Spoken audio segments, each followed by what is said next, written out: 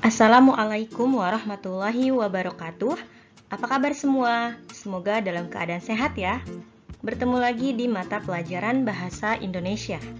Di video kali ini kita masuk bab baru, bab 3, teks rekon. Submaterinya adalah pengertian, ciri, dan jenis pada teks rekon. Mari kita awali dengan membaca basmalah. Bismillahirrahmanirrahim. Silakan simak dengan baik videonya. Selamat belajar.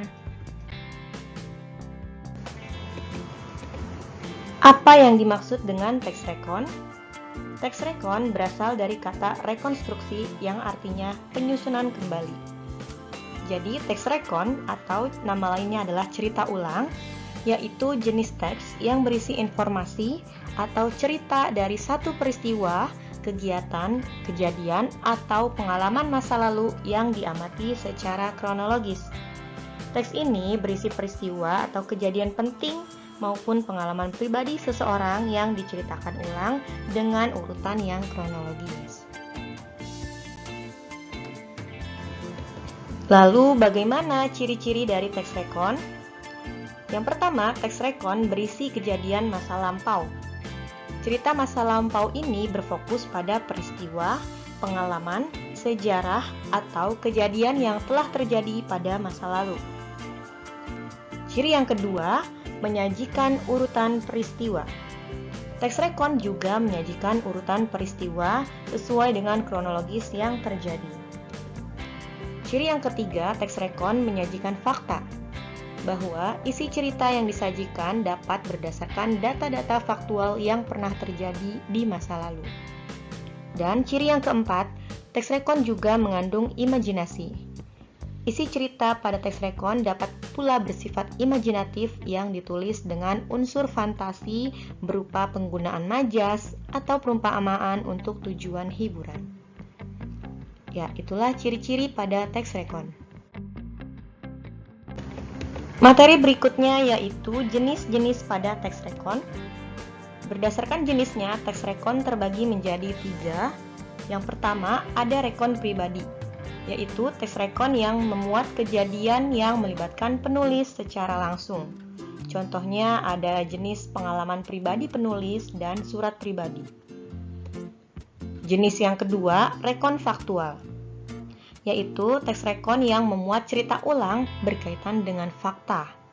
Contohnya ada biografi tokoh terkenal, cerita sejarah, eksperimen ilmiah, laporan surat kabar, laporan polisi, atau wawancara televisi. Dan jenis yang ketiga yaitu rekon imajinatif, yaitu teks rekon yang memuat cerita fiksi yang disampaikan secara detail dan kronologis. Contoh rekon imajinatif ada cerpen, cerita fantasi, dongeng, dan novel. Berikut ini Miss sajikan beberapa jenis teks rekon dan contohnya. Yang pertama dari teks rekon pribadi, contohnya judulnya menghadiri konser musik. Pada hari Sabtu 20 Juli 2023, saya menghadiri konser musik band favorit saya, The Stars, di Jakarta Convention Center. Konser dimulai pukul 19.00 WIB. Saya tiba di lokasi pukul 17.00 untuk memastikan mendapatkan tempat yang bagus di dekat panggung. Saat menuju di antrian, saya bertemu dengan beberapa penggemar lain. Pintu dibuka pada pukul 18.00 dan kami segera masuk ke dalam venue. Suasana di dalam sangat meriah dengan dekorasi panggung yang megah dan musik latar yang menggetarkan. Tepat pukul 19.00 WIB, lampu panggung mulai redup dan sorakan penonton menggema ketika band naik ke panggung. Mereka membuka konser dengan lagu hits mereka, Shining Bright, yang langsung membuat penonton bergemuruh. Saya ikut bernyanyi dan menari bersama ribuan penggemar lainnya.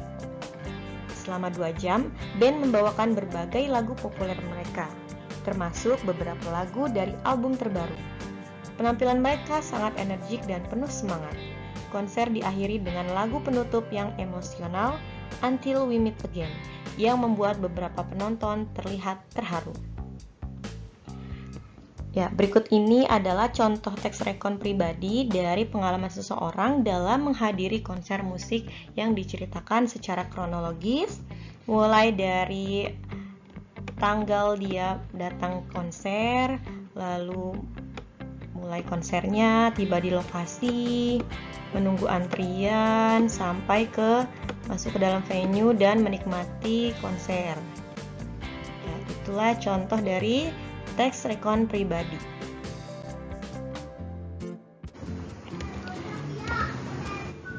Yang kedua adalah contoh dari teks rekon faktual, yaitu dari teks biografi seorang tokoh terkenal yaitu Mark Zuckerberg.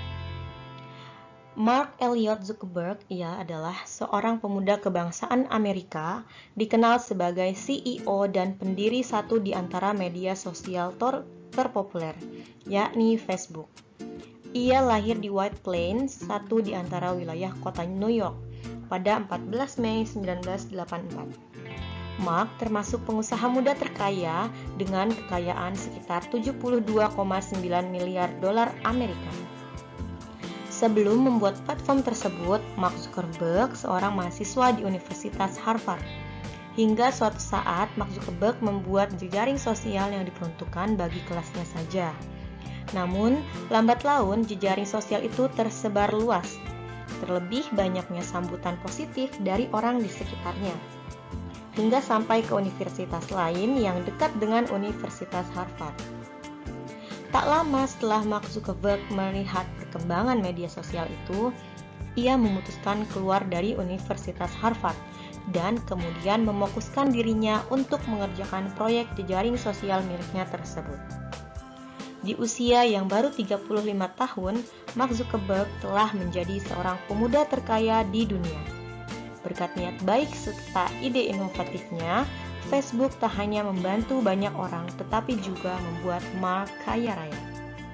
Nah, pada teks ini berisi biografi dari seorang pendiri salah satu media sosial terpopuler yaitu Facebook.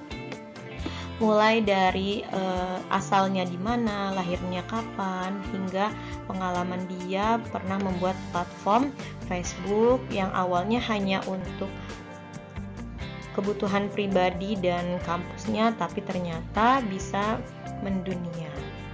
Ya, itu adalah contoh dari teks biografi. Biografi masuk ke dalam teks rekon faktual. Yang terakhir yaitu ada contoh teks rekon imajinatif. Judulnya Penemuan Jam Ajaib. Suatu hari di perpustakaan tua di kota, Dina menemukan sebuah jam antik yang tersembunyi di balik rak buku yang berdebu. Jam tersebut memiliki desain yang rumit dan ukiran-ukiran indah. Ketika Dina memutar jarum jam, tiba-tiba seluruh ruangan bergetar dan cahaya terang menyelimuti mereka. Ketika cahaya mereda, Dina mendapati dirinya berada di sebuah dunia yang sangat berbeda.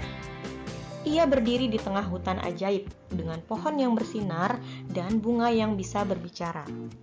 Di sana ia bertemu dengan seorang penyihir tua yang menjelaskan bahwa jam tersebut adalah jam waktu yang dapat membawa pemiliknya ke berbagai waktu dan tempat dalam dunia magis. Penyihir tersebut meminta bantuan Dina untuk menyelamatkan dunia ajaib dari ancaman kegelapan yang mengancam. Dina harus mencari 3 batu berharga yang tersebar di seluruh penjuru hutan, yaitu batu cahaya, batu angin, dan batu api. Selama petualangannya, Dina bertemu dengan makhluk fantastis seperti unicorn dan naga kecil yang membantunya. Setelah beberapa hari, Dina berhasil mengumpulkan semua batu berharga dan mengembalikan keseimbangan dunia ajaib. Ketika Dina kembali ke perpustakaan, jam antik tersebut menghilang. Dina kembali ke kehidupan sehari-harinya dengan rasa puas dan pelajaran berharga tentang keberanian dan persahabatan. Kutipan ini adalah sebuah teks rekon imajinatif di mana teks ini berisi rangkaian peristiwa yang dialami oleh tokoh Dina, tetapi berdasarkan pengalaman imajinasi seseorang penulisnya. Nah, kenapa disebut imajinasi? Karena dalam dunia nyata tidak ada yang namanya di sini ia mendapati dirinya di sebuah dunia yang sangat berbeda. Di sini ya, dia bertemu atau dia terdapat di hutan ajaib dengan pohon yang bersinar dan bunga yang berbicara. Nah, sementara di kehidupan nyata tidak ada hal seperti itu, ya. Jadi ini berdasarkan cerita atau peristiwa dari imajinasi si penulisnya. Ya, itu adalah contoh dari teks rekon imajinatif. Ya, itulah video materi kita kali ini. Terima kasih sudah menyimak videonya. Mohon maaf jika ada kesalahan penulisan atau penjelasan dari Miss. Semoga bermanfaat. Jika ada pertanyaan, sila tulis di kolom komentar. Untuk sumber referensi yang Miss gunakan yaitu buku Bahasa Indonesia kelas 9 edisi Kurikulum Merdeka, penerbit Grafindo Media Pratama. Sampai jumpa di materi video selanjutnya. Wassalamualaikum warahmatullahi wabarakatuh.